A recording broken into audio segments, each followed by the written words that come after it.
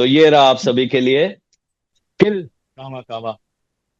काली काली रत्ता कीवे कट्टा मेरे आरा, कीवे कट्टा मेरे आरा, कीवे कट्टा मेरे आरा। तेरा नहीं है मैं तो लड़ जाना जग सारा, लड़ जाना जग सारा, लड़ जाना जग सारा। इतना बड़ा गाना सीधा अक्षय कुमार एक्ट कर रहा है उसके ऊपर, क्या बात है यार।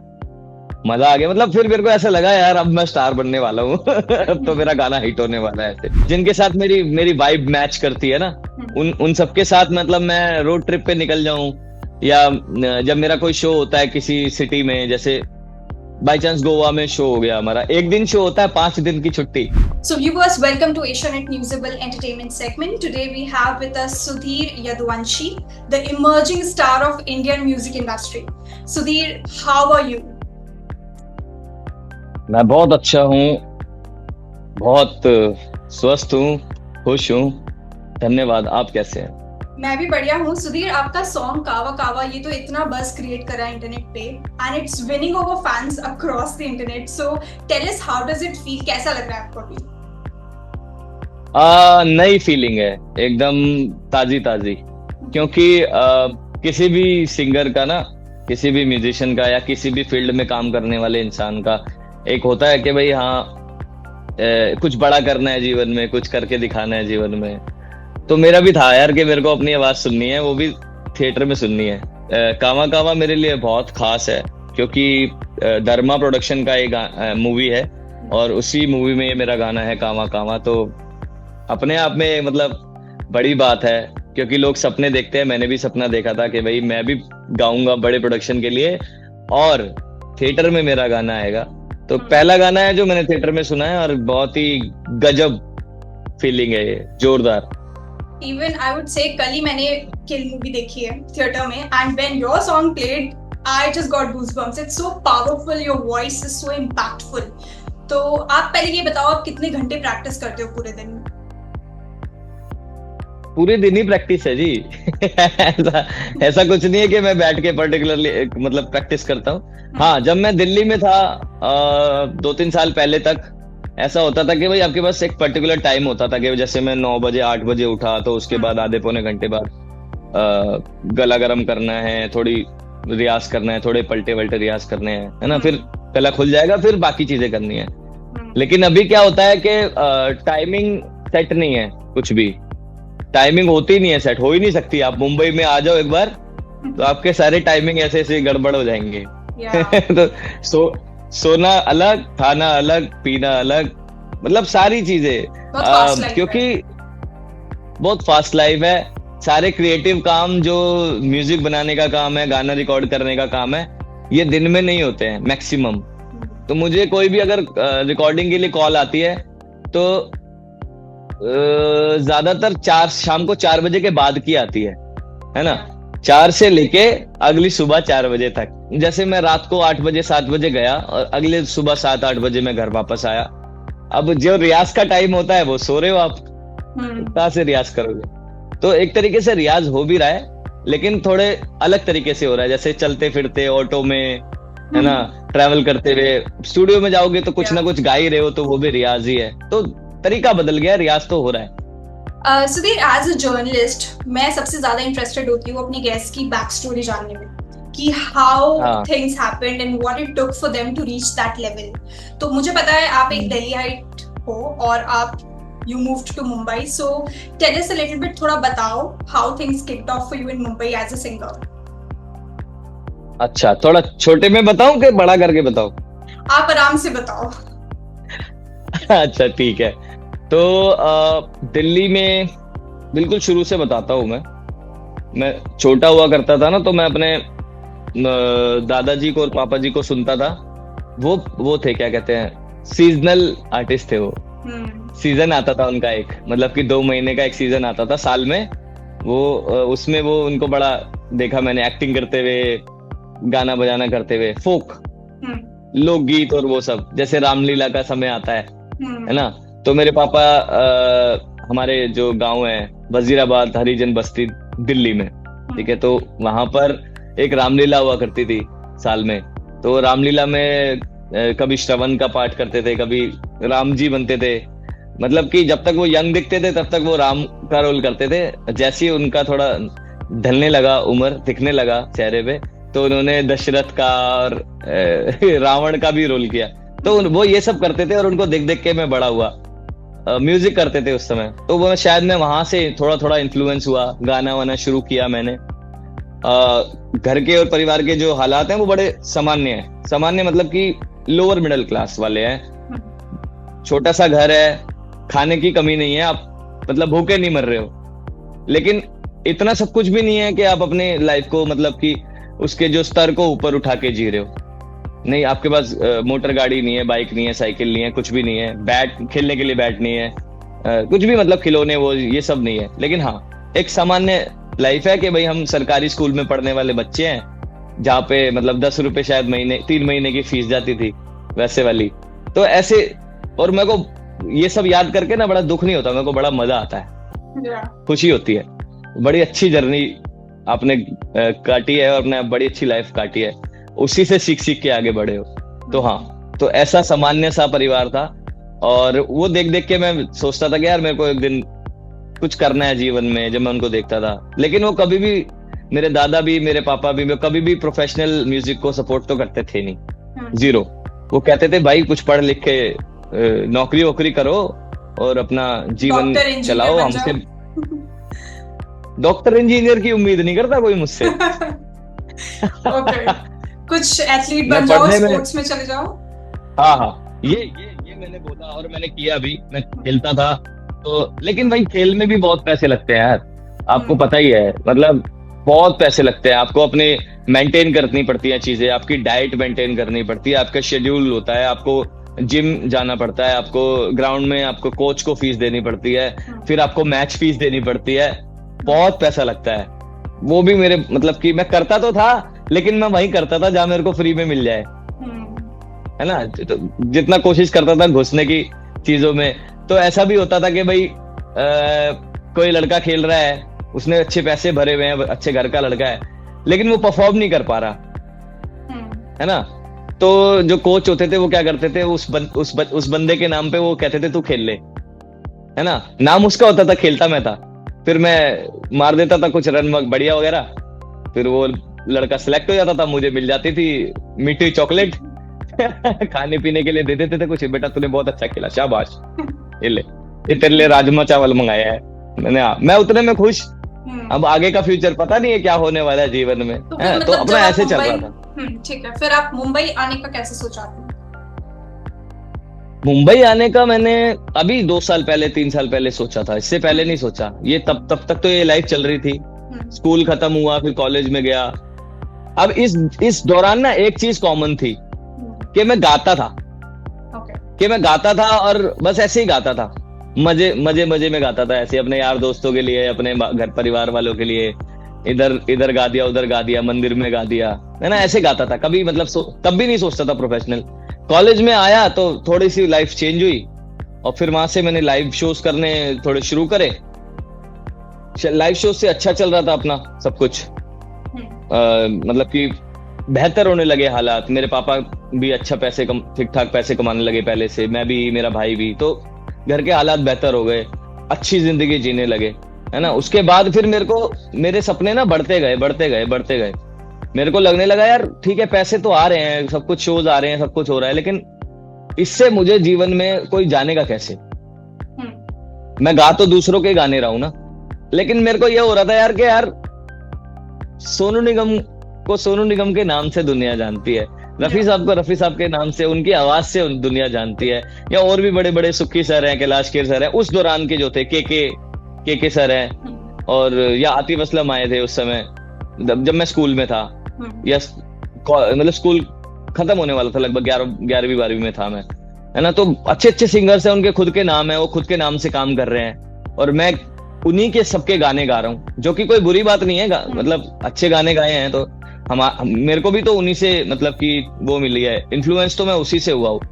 लेकिन मेरे मन में हमेशा से आता कि भाई मेरे को खुद से कुछ करना है, खुद का नाम बनाना है, मेरा खुद का फेस वैल्यू बनाना है, मेरे खुद मतलब फेस वैल्यू बने ना बने, एटलीस्ट मेरे गाने सुन के लोग मतलब ऐसे हो, खुश हो जाएं, चाहे उनको मेरा नाम पता हो ना पता हो, लेकिन मेरे गाने सुन के, वो लता जी वाला गाना है ना, कौन सा मेरी आवाज की पहचान, तो ऐसा कुछ आया था मेरे जहन में, तो वो रहा। और मैं उसके चक्कर में ना बड़ा परेशान होता था। पैसे भी आ जाते थे, शो भी हो जाते थे, एक अच्छा रिलैक्स हो जाता था सब कुछ, हर हर हर हफ्ते में 2-3 बार। लेकिन फिर भी मेरे मन में एक चीज रहती थी, यार ये इससे कुछ नहीं होने वाला, इससे कुछ बढ़ के करना पड़ेगा। तो यही सब करने के चक्कर में मैं रियलिटी शोज करे, ये करे, बहुत सारी चीजें करी। लेकिन फाइनली मुझे समझ आया, आपको खुद जाना पड़ेगा, मुंबई में रहना पड़ेगा, म्यूजिक डायरेक्टर्स और अच्छे अच्छे बढ़िया कंपोजर डायरेक्टर्स के साथ बैठना उठना, उनके व्यू पॉइंट को जानना, उनका म्यूजिक बनाने का स्टाइल सीखना, है ना, ये सब करना पड़ेगा। तो ये सोच मुझे मुंबई खींच के लाई है, और अच्छा हो रहा है सब कुछ, मजा आ रहा है क्योंकि जल्दी हो रहा है। बहुत ही इंस्पायरिंग थी। एंड स्पेशली वो जो फेज आपने बताया जब आप अंदर ही अंदर इंटरनल स्ट्रगल कर रहे थे कि I want to do something, but वो एक स्टार्ट बोलते हैं ना, वो नहीं मिल रही थी आपको। तो आप now that you are in Mumbai and we are doing so well, कुछ लोग हैं जिसके लिए आप एक्सप्रेस करेंगे आपका ग्रैटिट्यूड कि these are the people who have actually given me chance to show my talent in the industry? मैं बिल्कुल देखो, आप खुद से, मैं बोल रहा हूँ कि खुद से करना होता है, लेकिन हाँ, अभी इस सवाल से मुझे पता लगा कि खुद से नहीं होता है, आपको सहारे की जरूरत तो पड़ती है। तो मुंबई आने के लिए सबसे पहले तो घर से चाहिए था। तो घर से तो उतना नहीं हुआ, क्योंकि घर वाले तो ये चाहते थे कि भाई तू यहीं रह, हो रहा है अच्छा ही है सब कुछ, क्या दिक्कत है, इतना ज्यादा क्यों पल फैलाने हैं, है ना, और क्यों पैसे भी आ रहे हैं, सब हमारी जिंदगी अच्छी हो गई है, अब रहने दे, अब घर में रहे, हमारे साथ रहे, खुश रहे।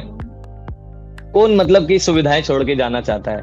लेकिन फिर मेरी बात हुई हमारे मैनेजर प्रिया खुराना जी से, तो उन्होंने बड़ा बोला, यार सच में आपको कुछ करना है तो आपको तो छोड़ छाड़ के जाना पड़ेगा। पहली शख्स तो ये हो गई, जो मेरी बैंड मैनेजर, जो मेरे शोज लाके देती थी, प्रिया खुराना।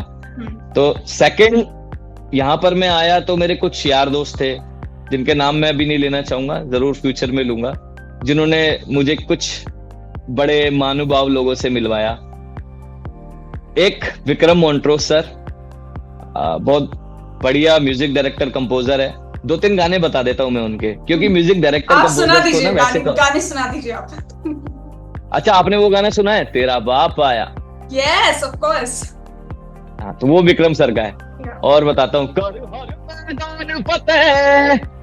ये सुना आपने? ये भी उन्हीं का है। और राम सेतु का जय श्री राम हो गया, या फिर बम बम बोले, वो लक्ष्मी मोम, बहुत सारे गाने उनके। तो विक्रम सर ने मुझे बुलाया, मेरी आवाज सुनी, चांस दिया मुझे, और मुझे शंभू गवाया, और भी बहुत सारे गाने गवाए। अच्छा, ये शंभू वाली बात जब आई है, तब मैं आपसे पूछना चाहूंगी, इसके पीछे की भी एक बैक स्टोरी है कि how you actually recorded that song and later on got to know that Akshay Kumar would be performing in it. तो ये थोड़ा सा बताओ, ये क्या हुआ था? ये हुआ था कि विक्रम सर ना उस टाइम पे OMG 2 के गाने बता रहे थे। OMG 2 भोलेनाथ पे बेस्ड है, मतलब उनके एक दूत के ऊपर बेस्ड है, जो कि अक्षय सर प्ले कर रहे हैं। तो पहले तो मुझे यही लगा था कि यार ये मूवी में आएगा गाना, ठीक है। तो बना रहे थे, तो उन्होंने मुझे बुलाया, गाना सुनाया, ब्रीफिंग दी, फील बताई, लिरिक्स दिए, मेलोडी याद कराई, मतलब लंबा प्रोसेस बैठा के फिर मैंने गाना रिकॉर्ड किया। बड़ा अच्छा लगा उनको, मुझको खुद को बड़ा अच्छा लगा। और मैंने सोचा यार, मतलब मेरे को ऐसा लगता है मिल गया अब अभी पहला ब्रेक बॉलीवुड के अंदर, अभी आएगा ये गाना कहीं ना कहीं। तो फिर उन्होंने जब रिकॉर्ड हो गया तो सुनाया नहीं। फिर मैंने पूछा एक हफ्ते बाद, सर कहते नहीं सुनाना।